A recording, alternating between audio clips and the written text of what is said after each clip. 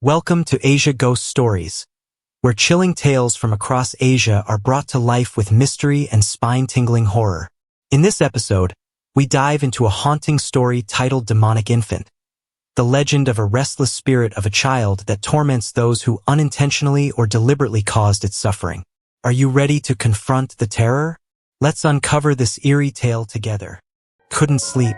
Looking around, I suddenly saw two figures, looking like beggars, shambling towards me. Their clothes were tattered. I thought, in this day and age, who would still beg for money? I was about to give them some, but then I recognized the faces. It was Kwa and his wife, acquaintances of a friend. I didn't understand why, so I hurriedly asked them what was wrong. They recognized me and tried to avoid me, but I pulled Kwa's shirt and demanded an explanation. "What's wrong? Why didn't you tell me?" He shook his head, his disheveled appearance tugging at my heart.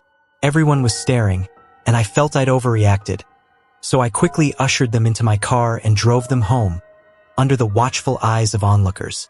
The gossip wouldn't be pleasant, but I ignored it. I'd met them a few times before, even back when I was still a student, but I couldn't believe how drastically they'd changed in just a few years. My car stopped at their desolate home, far from the city center, a flimsy tarpaulin shelter, barely protecting them from the elements, with a few belongings and torn clothes scattered around. I sat amongst the clothes. "Don't worry about being embarrassed," I said, giving Kwa a light punch to his frail chest. "What's going on? Your child is 26 now, and you're living like this." I realized I'd been blunt and apologized.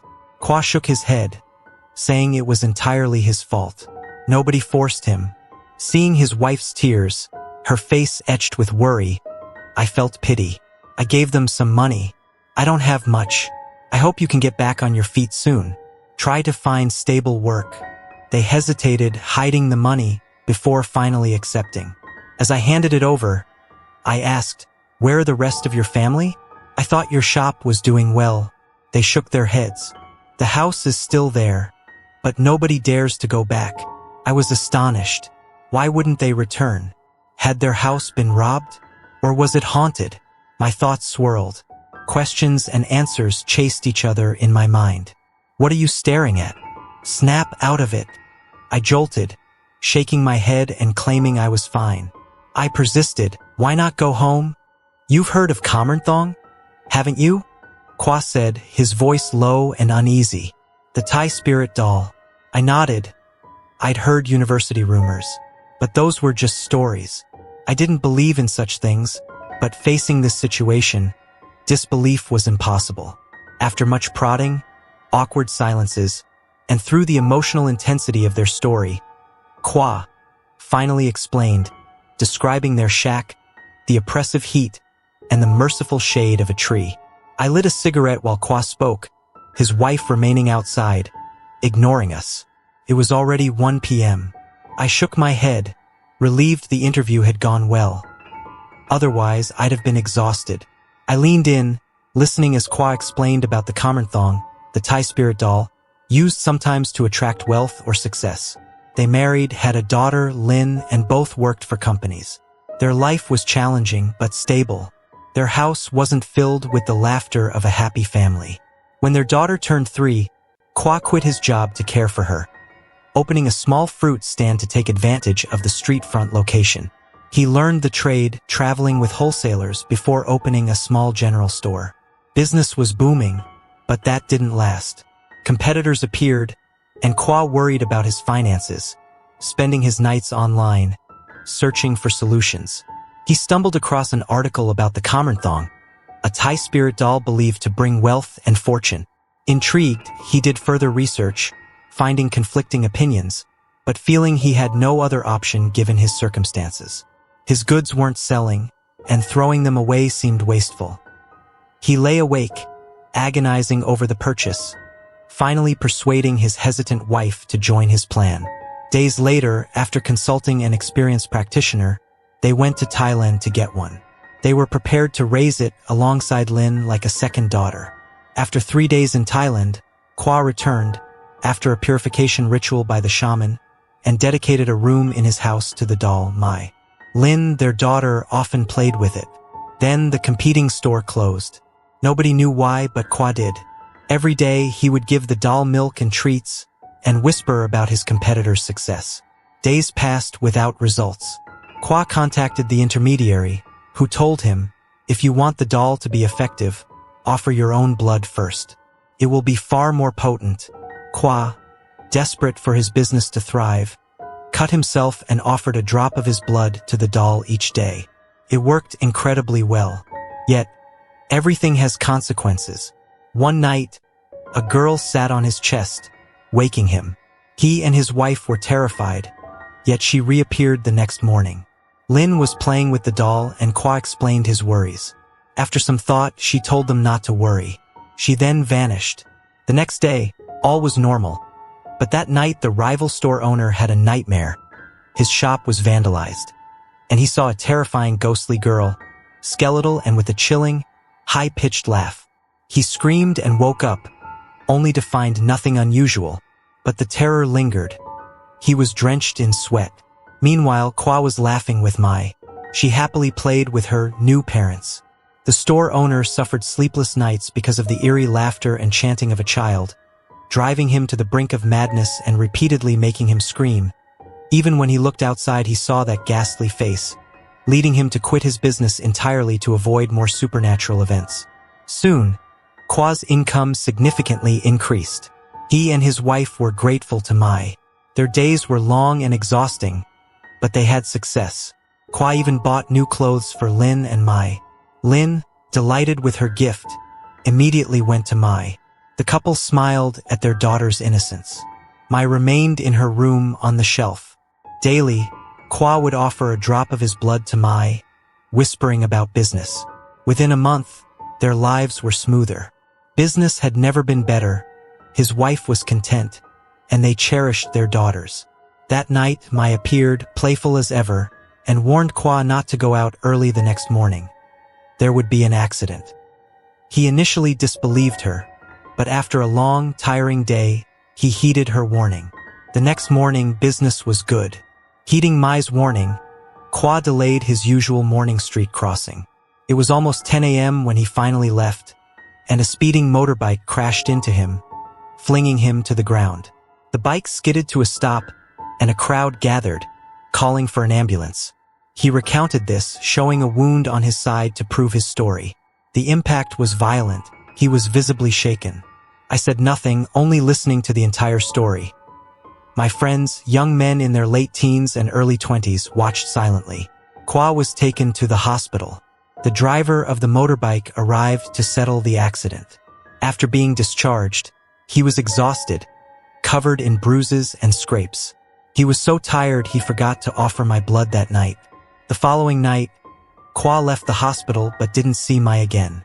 He assumed it was because of his accident, but he was too tired to think about it. At home, his wife and Lin cared for the family, and that was enough. Kwa regretted forgetting Mai's warning. He thought he could manipulate her, but that clearly wasn't the case. It was fortunate that he wasn't seriously injured, only minor injuries. Now he was worried about his life and the consequences. One day, during a busy period, Kwa left his till unattended, only to find it nearly empty when a thief, known for his skills, had stolen almost all the cash. Kwa, using his experience, quickly and discreetly recovered almost all of the money. He acted naturally, buying something from another store so as not to arouse suspicion before returning home to celebrate with friends. When he and his wife reconciled the accounts, they were shocked to discover the missing money. Remembering Mai, Kwa went to her room, the door creaking loudly. Calmly, he pricked his finger, offering a drop of blood to the doll, whispering, "The store was robbed. Please get the money back for Mom and Dad." He left, quietly and stealthily. He was sad but too tired to eat. He had to finish his work. Night fell, the wind howled, and streetlights illuminated the path. He closed the shop, his wife listless and weary, and Kwa tried to reassure her. Sat, the thief, enjoyed a luxurious meal after the theft, with plenty of money left over. Yet, his drunkenness stopped him from going anywhere. He stumbled home, only to find his lane pitch black. He stumbled, his vision blurry, finding his way home in the darkness. Suddenly, a little girl ran out, offering him a steaming bauzi, steamed bun. He was hungry and grabbed it. Then, he understood why the girl knew about the stolen money. A cold shiver ran down his spine. The girl then loosened her hair, revealing her pale, skeletal face. Sat trembled, a nauseous feeling rising in his stomach. He vomited everything he'd eaten. He didn't recognize the bun, but realized everything he'd eaten that day had been strange. Looking at the girl again, he was terrified. This was his first encounter with the supernatural. Despite his unease, he knelt and prayed. The girl's voice was chillingly sweet. "Scared? Are you? Being scared means you have to pay." She vanished, leaving Sat in a panic, drenched in sweat. He hastily collected the stolen money and slowly made his way back to Kwa's shop. He placed the money outside and rang the bell. Kwa and his wife, still awake, rushed out to investigate. The street was empty. Sat had fled. The wife saw the returned money and they counted it. Thankfully, only a small amount was missing. Her expression changed noticeably from the earlier fright. Kwa was relieved. Mai had clearly helped. They checked their accounts and went upstairs. His wife hugged Mai. Had they known what would happen next, they would have acted differently. What had started as a seemingly magical path to riches had taken a dangerous turn. After that day, Kwa secretly continued to offer Mai blood. However, during their interactions, Kwa noted something strange. Mai appeared almost translucent and icy cold. He didn't understand why. Lin could now also see Mai, playing with her like a sibling. Whenever Lin went into the room with Mai, Kwa and his wife were afraid of their daughter developing a mental illness. But Mai's presence seemed only to improve their lives. Their business thrived. But despite the success, Kwa's health deteriorated rapidly. His skin was pale, and although his wife repeatedly asked him about his health, he attributed his poor health to his diet. In fact, his secret acts had caused his condition. His business's unexpected success came at a great personal cost. His desperate attempt to please Mai had come back to haunt him. A dark power seemed to emanate from Mai, growing stronger. The room where she resided grew increasingly cold. Not only was Kwa weakening, but Lin was also falling ill, becoming quiet and withdrawn. She stopped playing with her friends and spent most of her time in Mai's room. Their business success strained their lives. One day, while stocking the store, Kwa fainted, the stock collapsing on him. He was rushed to the hospital. Doctors diagnosed him with severe anemia. Questions flooded his mind. Why was this happening? Kwa woke to his wife's anxious gaze. He could only avert his eyes. "Tell me, why did the doctor say you were anemic? Your wound has healed. How could this have happened?" His face fell. He confessed to using his own blood to feed Mai. His sudden prosperity came at a terrible price. His wife was shocked and terrified. She realized that Mai was slowly killing Kwa. If they hadn't noticed in time, he might have died before reaching the hospital. She was furious with her husband's reckless actions. Ignoring her pleas, she stormed out and caught a taxi home. They shut the shop and the wife shuddered at the thought of giving Mai blood instead of ordinary liquids. She immediately went to Mai's room. It was cold, and Mai was drenched in sweat and looked gaunt. Her mother picked up Mai and burned her. At the hospital, Kwa appeared dazed, as if he had lost something. Lin awoke, but she was seriously injured. As soon as Kwa entered, he urgently asked his wife, "Where's Mai's doll? What else can you say? This isn't enough of a shock for you yet?" "I burned it," she retorted angrily. Other patients in the waiting room glanced at the couple. Kwa was flustered. His wife had destroyed the doll, and he didn't know what would happen next. However, the lingering pain made him uneasy. He silently looked at his wife. At that moment, a phone call announced that their daughter, Lin, had been in an accident and was en route to the hospital. Kwa tried to stand up, but was overwhelmed with panic. The couple waited on the porch, anxiously anticipating the arrival of the ambulance. The ambulance siren blared, rushing in with their blood-soaked daughter, her head severely injured. Her mother frantically tried to reach her, but was held back by the crowd. Nobody knew the extent of Lynn's injuries, but since the accident she'd been withdrawn and unfriendly, often sneaking out and searching her sister's room, only to find Mai's doll was missing. Reaching the foot of the stairs, they saw Mai, her head bowed. Lynn tried to speak. "Sister, I'm thirsty." Mai just stared. It was Lynn's first encounter with Mai, and her request was strange. As Lynn turned to get water, Mai laughed menacingly, causing Lynn to turn back. Then, a forceful push sent Lynn tumbling down the stairs. The people outside had heard her scream and rushed in to call for an ambulance. Now, they waited anxiously in the emergency room, unsure of their daughter's fate. Kwa's wife was beside herself with grief, but Kwa remained fixated on the voice of Mai, the voice that haunted his nights. "Dad, Dad, why did you abandon me?" The words felt like venomous snakes slithering through his mind. He violently shook his head, yelling, and drawing the attention of everyone around. Then silence fell. People left. The doctor sighed. "She's in critical condition, but don't worry too much. Her injuries are serious, but she's stable."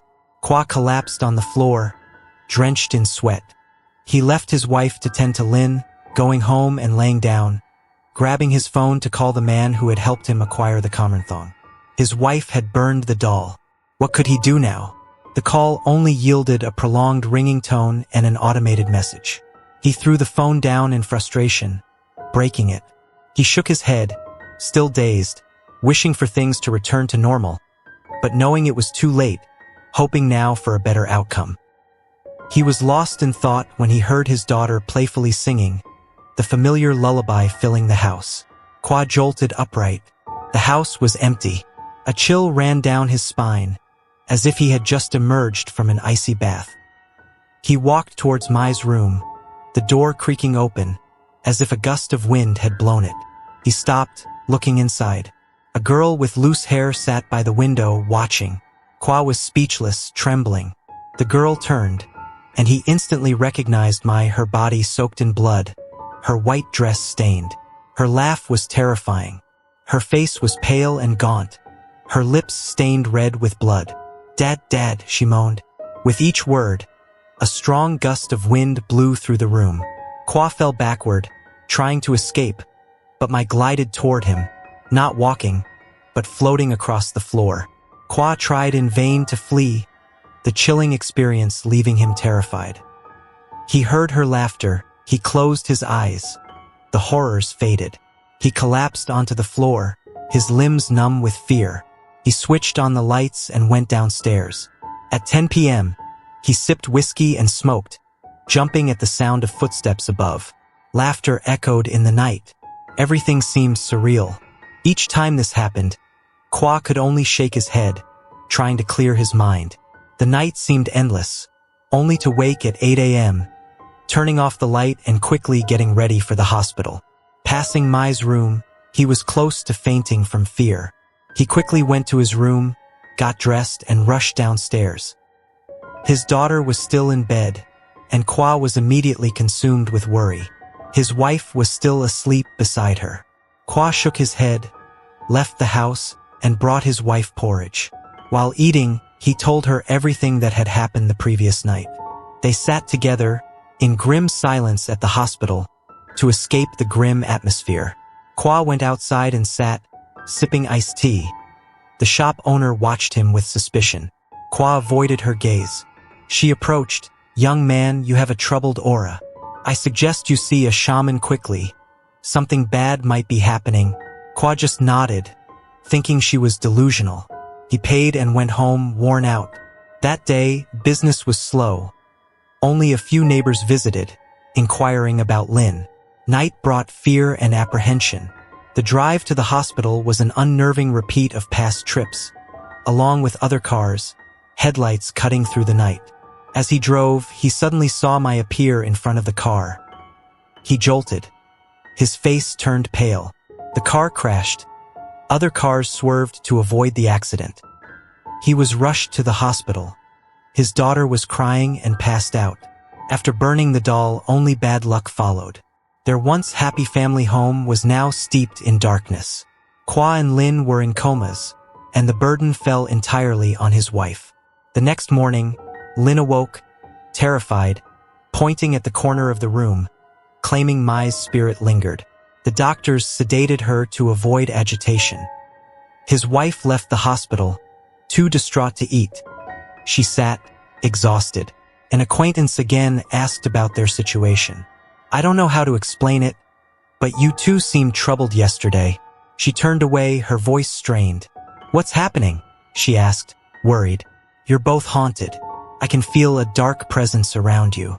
"See a shaman immediately." His wife shuddered. She hurriedly sought help, visiting numerous practitioners.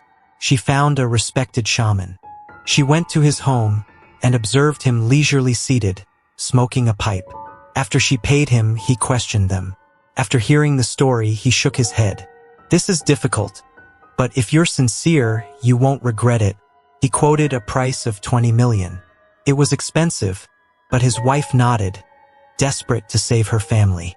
Kwa, upon awakening at the hospital, was horrified, plagued by the image of Mai's terrifying face. He just sat numbly on his bed, eyes closed, trying to erase the images from his mind. The shaman arrived the following day and sent her away, smirking. "You've been lucky. It didn't take much to get you money." He smiled, returning to sleep. Kwa wearily recounted everything to his wife at the hospital. They visited Lin. Her complexion was ghastly pale. The parents felt immense sorrow for their child, so young to suffer so much. Kwa shook his head and stepped out into the corridor. A playful voice called out, "Dad! Dad!" Mai's fleeting presence lingered. Lin giggled and ran away. Kwa didn't understand his impulsive reaction. Struggling to walk, he whispered, "Lin, my daughter." The onlookers stared, concerned. Mai's form vanished behind a wall. Kwa returned to the present, seeing curious glances. He felt foolish and went to his room. He washed his face. Mai's face appeared in the mirror, making him flinch. He collapsed. Someone knocked and asked, "Sir, are you checking out?" His wife urged him to rest for a few more days, but he shook his head and left. They returned home. Lin remained comatose. Sitting down to drink water, Kwa's wife explained that she'd hired a shaman for the next day to address the supernatural events. Kwa sighed, resting his head on the chair. The couple sat watching their daughter, when a sound from upstairs, heavy footsteps. They looked at each other. Was that someone?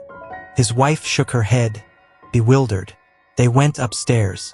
Noises came from Mai's room. They hesitated before entering. A sudden blast of cold air swept in as the door creaked open, as if someone had been outside, blocking the door. Kwa fumbled in the dark, searching for tools. A dim light revealed a girl's back. He shook his head and approached her, asking, "Why are you sitting in the dark?" She didn't answer, remaining eerily still. He asked again, "Why aren't you answering me?" He froze. It was Mai's ghost. Hair disheveled, covered in blood. Terrified, he stumbled back. She slowly got up, her eyes filled with terrifying malice. "You must pay," she screeched. The pain suddenly ceased, leaving Kwa weak and gasping, leaning against a tree. Lin's whereabouts remain a mystery. They searched everywhere and eventually went home to rest. Kwa's head ached from the endless problems, particularly Mai's earlier warning. He didn't know what the future held. Time slowly marched toward dawn. The couple continued their desperate search, but to no avail. That night, the shaman arrived, circling their house. Kwa watched him, disliking his self-important air. The shaman stopped at the gate and Kwa, utterly defeated, asked, "Master, can you find my daughter?" "Easy," the shaman replied confidently. He began his ritual, his chanting causing the house to tremble violently. "Heaven's eyes are upon us. I've come just in time," he declared, a strange, almost comical expression on his face. The couple stared at him, anxious, clutching their money. The wind stopped. Laughter echoed from upstairs, shattering the tense atmosphere. They rushed upstairs.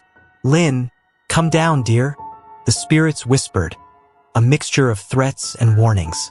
Mai's face appeared in Lin's body. She said silently, then yelled, "It's fine. Your parents and everyone else loves you." Kwa pleaded with the shaman, who finally understood that he was facing something truly terrifying, a level of fear he had never encountered before. He slowly descended the stairs, constantly glancing behind him as he looked out at the balcony. The story ends with the suggestion that the family, particularly the parents, were destroyed by their desperation and misplaced faith. They had sought material success but lost their lives and sanity in the process. I ended the story feeling so sad and took a long, slow breath. I know you wanted a better life, but you should have been more careful. He silently bowed his head, his hands clasped together, his eyes wet with tears. His wife, outside, quietly cooked dinner. Later, she went to buy food and some alcohol, and they shared a meal together. When everything was prepared, he took a deep drink of strong alcohol before inviting the couple to drink. "Why couldn't you just leave well enough alone?" he asked them. "Mai's ghost is still here. She can't move on." Kwa just shook his head. Just 49 days after Lin's death, and Mai has already appeared. The house is haunted by her presence.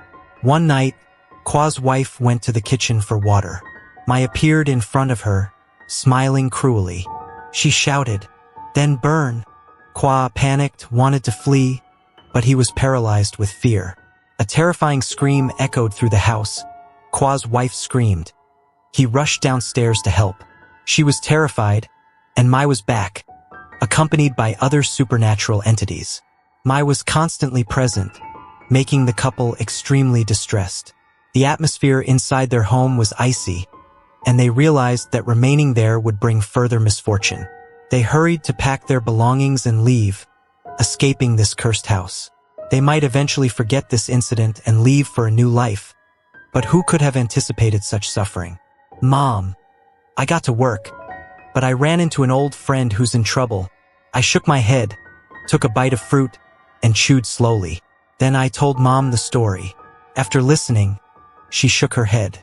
"You shouldn't meddle with these things before you've even finished your studies.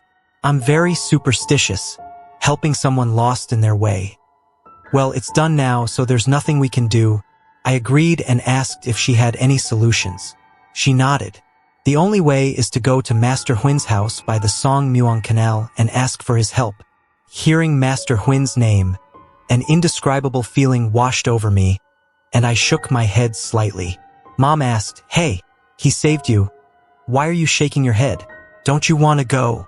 I lowered my head, gazing at the scar that ran along my arm.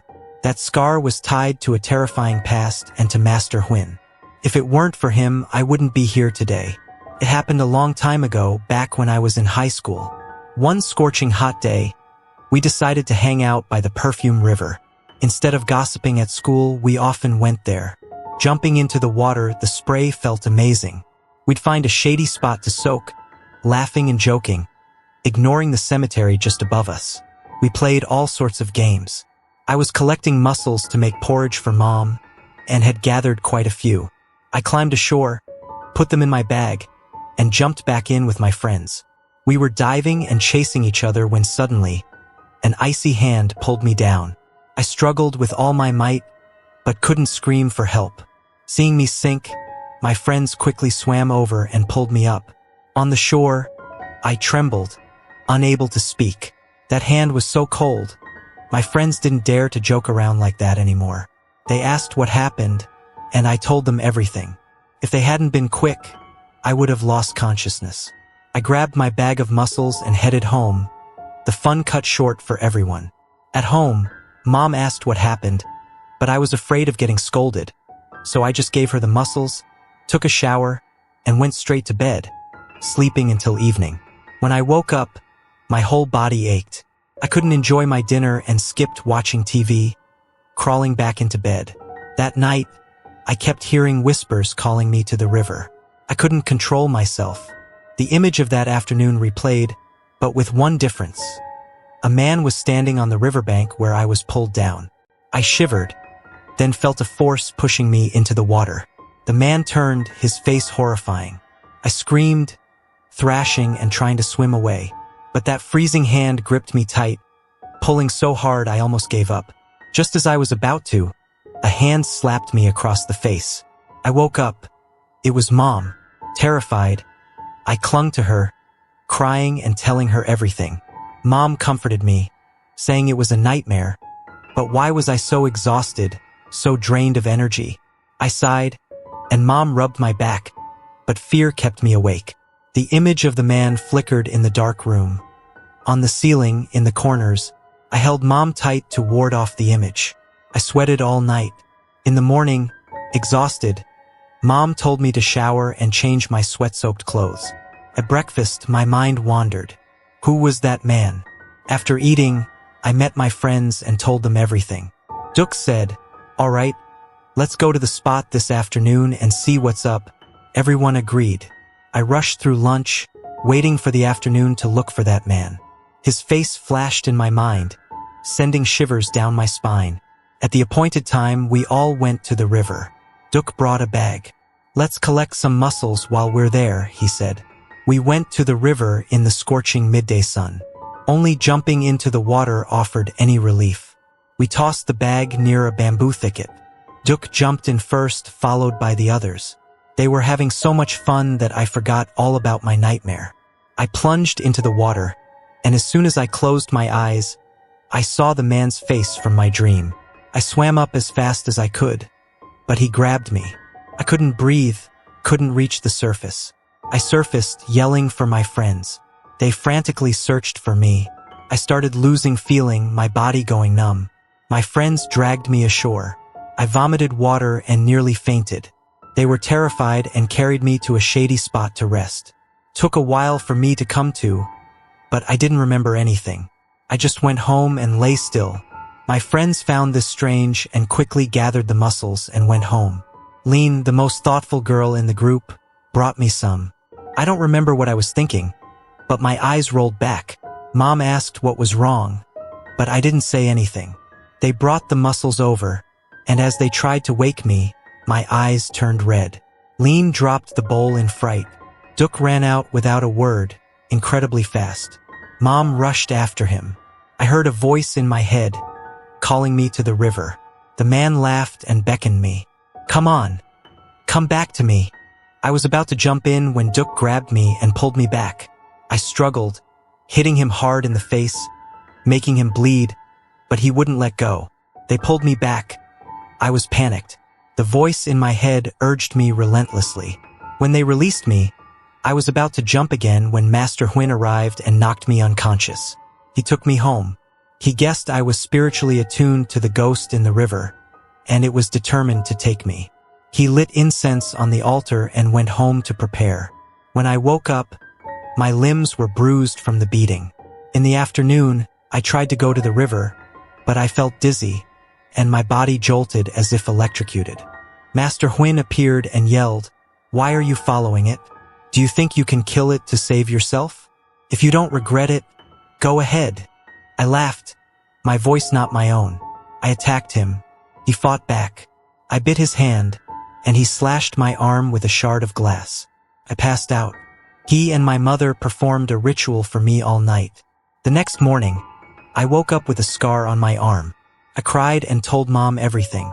Master Huyn asked me questions, and I recounted being by the river, feeling lost in another world, not knowing where I was. He pointed to where I almost drowned, took off his shirt, put a charm in his mouth, cut his hand with a knife, let the blood drip into the water, then dived in. He held a charm jar and buried it in the mud. Back on shore, he smoked a cigarette and told me never to go back into the water. He gave me a charm to wear around my neck.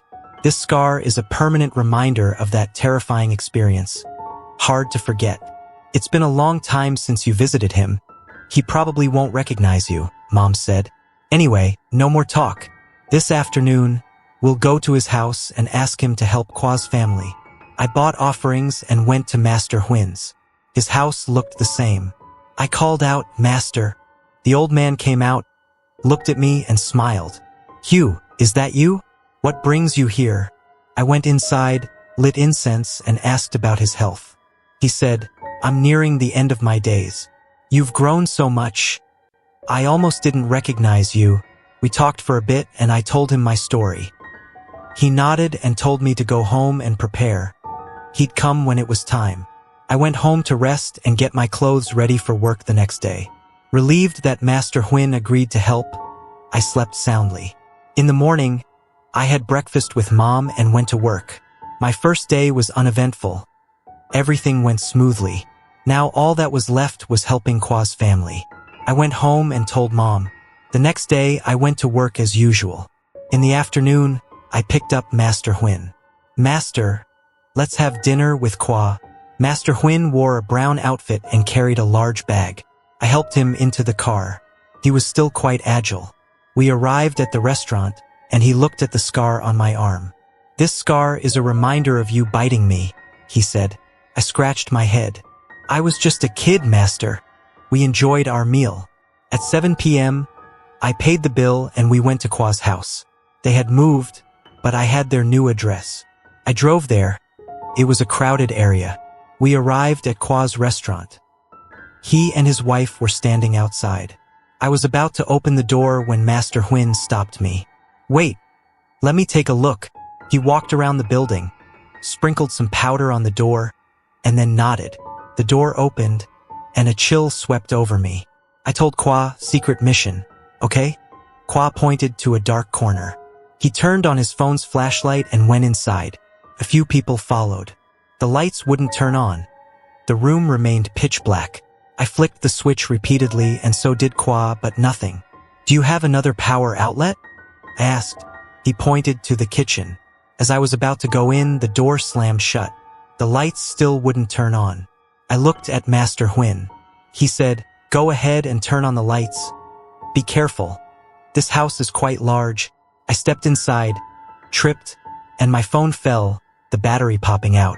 Only a faint glimmer remained in the darkness. I sighed, shook my head, then grabbed someone's hand. It felt like a child's hand. I screamed and hit my head on the wall. Master Huyn lit some incense. I winced. Why didn't you light that sooner? That hurt like hell. What's with this creepy place? Kwa and his wife exchanged bewildered glances. Master Huyn understood, and I remained silent. I saw pieces of fabric fluttering around. Probably the ghosts doing. I felt cold and asked, Master, what's going on? I don't see anything. There's definitely something wrong, he calmly replied. The lights flickered and then died completely. I clenched my fists. Damn it, it's cold and dark. How long is this going to go on? A door slammed upstairs. Master Huyn ran upstairs and we followed. The streetlights provided some illumination on the upper floor. I saw a little girl standing in the corner, her face pale, pointed at her, trembling. Master Huyn saw her too and ran towards her, but she vanished. I exhaled. So I did see her. Kwa said it was Mai's room. I opened the door and went inside. The room felt gloomy and eerie. I saw a burning candle, some snacks, and clothes on the bed. I sat down. Let's rest while Master figures this out. Kwa's wife backed away. Something felt wrong. I took Kwa's hand. His skin was ice cold. His face contorted, and his voice changed to a chilling child's voice. He laughed and started choking me. His wife screamed for Master Huyn. I slammed Kwa against the wall. His wife ran downstairs to get Master Huyn. I struggled with Kwa, unable to control him. I pinned him against the wall, and he slumped to the floor, unconscious. Master Huyn rushed in. He's possessed. Are you all right? He asked. My stomach hurt, but I shook my head. When Master Huyn let go of Kwa, he screamed again and fainted. Master Huyn chanted, and Kwa woke up. He extinguished the candle. We'll come back tomorrow. Let's get out of here, he said. Furniture crashed around us. I asked, what about downstairs? He burned a charm, the light dispelling the cold. Kwa and I helped his wife downstairs and tried to open the door. It felt incredibly heavy, as if someone was pulling it down. But then, it suddenly swung open. Outside, the air felt lighter. Master Huyn looked around as people rushed over to ask questions. They were surprised to see Kwa and bombarded him with questions. Some elderly women said they heard children's voices or laughter every night. Their daughter had recently passed away. Her parents had left long ago, and no one lived in the house, but the fear lingered. I said, I'm working on a solution. I apologize for the disturbance. Kwa finally regained consciousness, clinging to his wife and sobbing that Mai had taken Lin. Seeing Kwa's distraught state, tears welling in his eyes, I went over to Master Huyn, who said, we'll start tomorrow. We must save that little girl. I nodded. Master Huyn said he wanted to go to the temple to see the head monk. I quickly drove him home, then told Kwa and his wife to go get some rest. At the temple, the young novices were playing, their usual mischievous selves, and came out to greet us. Master Huyn went inside to talk to the monk while I went to buy some snacks for the kids. I sat and played with them for a while until I saw Master Huyn emerge, bowing to the monk and gesturing for me to leave. He was carrying a bag containing something. I wanted to ask what it was but decided against it. I bowed to the monk, said a prayer with the novices, and drove Master Huyn back to his house. After dropping him off, I returned to my desk at work and called my boss to ask for another day off, promising to work diligently when I returned. He was pretty easygoing and agreed. Exhausted, I crawled into bed and pulled the covers over me. My mom knocked and came in to check on me. Worried, she massaged my back until I calmed down. After hearing the whole story, she said, "This doesn't seem simple, but I believe everything will be all right." I nodded in agreement, said goodnight, and went to sleep. That night, images from the previous evening replayed in my dreams like a film reel. The only difference was that Kwa and his wife weren't there. Instead, there was a little girl with a pretty face, covered in blood, her hair disheveled. I tossed and turned, sweating profusely. I screamed out in the middle of the night. Outside, the branches of tall trees swayed in the wind. I sat up in bed, my back against the headboard, muttering to myself, "Damn, this is terrifying." I lay awake like that until dawn, unable to sleep a wink. I got out of bed, yawning a few times to wake myself up, then went to the bathroom. I got dressed and drove over to Master Huyn's to pick him up. When I arrived, he was making breakfast, chanting incantations as he cooked. He greeted me cheerfully, and we chatted as he set the table. After breakfast, we smoked cigarettes together. I noticed he looked much older. Normally, his complexion was rosy, but today it was pale, and his hair and beard seemed to have grayed considerably overnight. I asked him, "What did you do at the temple yesterday, Master?" "Oh, I borrowed something to deal with that demon. It's getting stronger. If it's not fed with blood, it'll accumulate enough negative energy to become a full-fledged demon itself."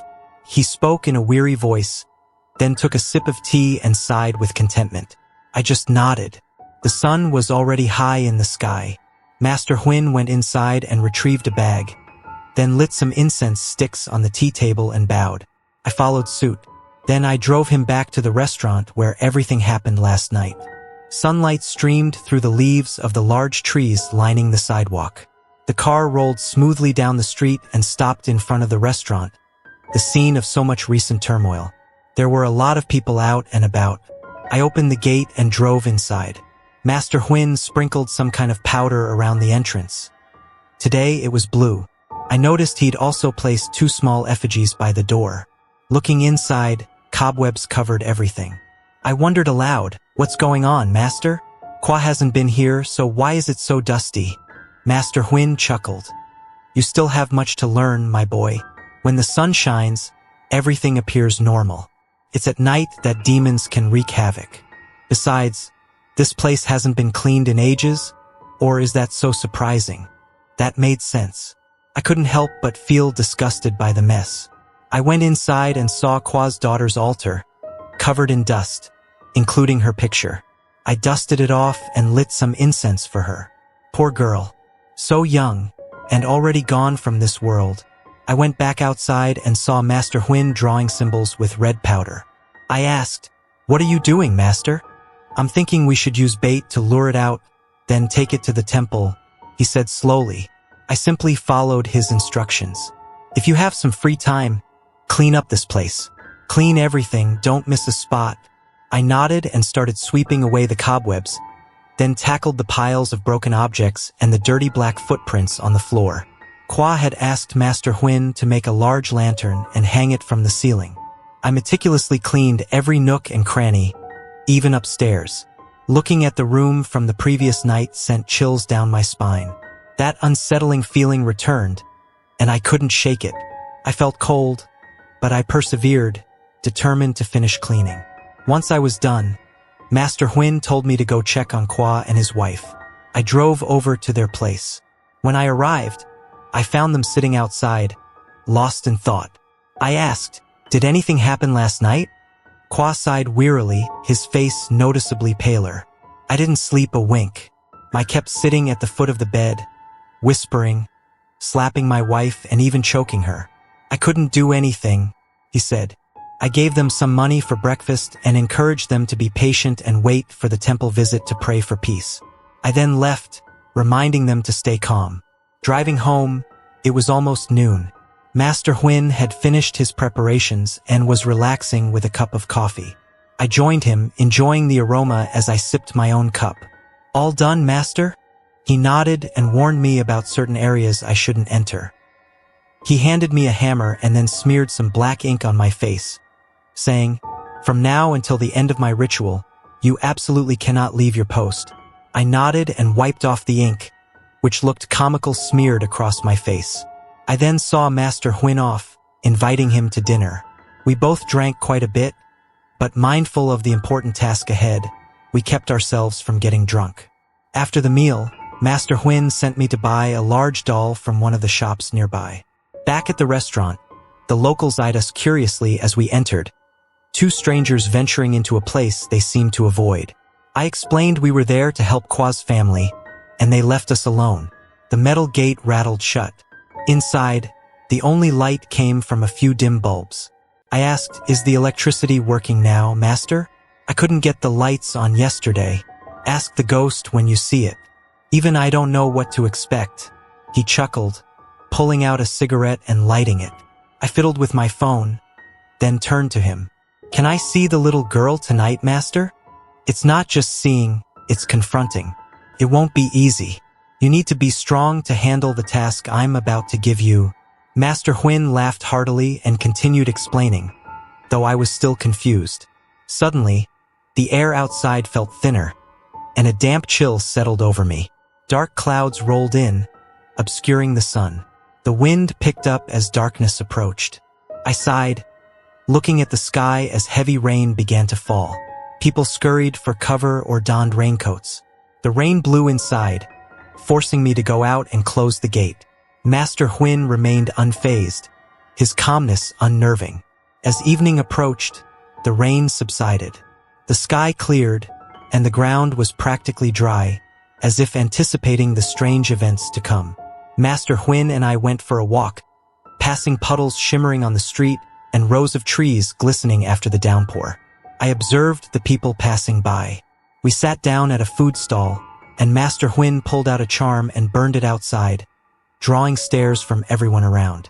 Embarrassed, I whispered, "Master, what are you doing?" Everyone's staring.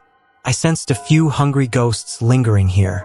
"I sent them on their way," he whispered back. We went inside and sat at a table, waiting for the charm to burn to ashes. The stall owner looked uneasy, unsure of what he'd just done. I ordered 2 portions of food and we ate. The streetlights cast a warm glow on the bustling street. Back at the restaurant, the cold air from the previous night rushed in as I opened the gate. In the darkness, Master Huyn snapped his fingers and signaled that it was time. He took out a lighter and lit several candles. I stood beside him, watching the 2 large candles flicker. Master Huyn paced upstairs. The wind howled outside. I sensed presences beside me. Turning, I saw 2 strange figures. One was dressed in red, from head to toe, the other in white. I swallowed hard, speechless, clutching the crucifix tightly, sweat trickling down my back. The 2 figures stood motionless. Sensing the growing negative energy, Master Huyn chanted an incantation and created a flash of blue light before vanishing. He entered the room and stood on a shelf. It was Mai's ghost. She turned, facing Master Huyn, and gave a sinister smile. This seemed to surprise him, Her negative energy was potent. The girl laughed and darted downstairs. Master Huyn donned his yellow ceremonial robes and hat and followed her. He asked, "If you've been accepted as a member of this household, why are you harming everyone here? And that girl, she's already dead.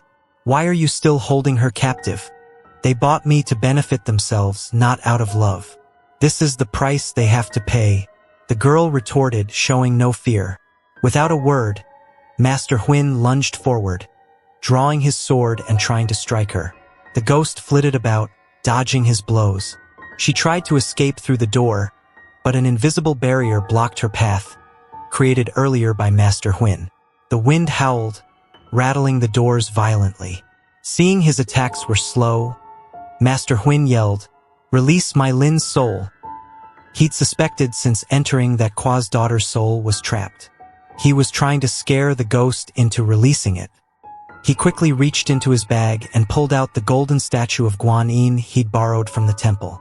The statue radiated light, and the girl darted downstairs.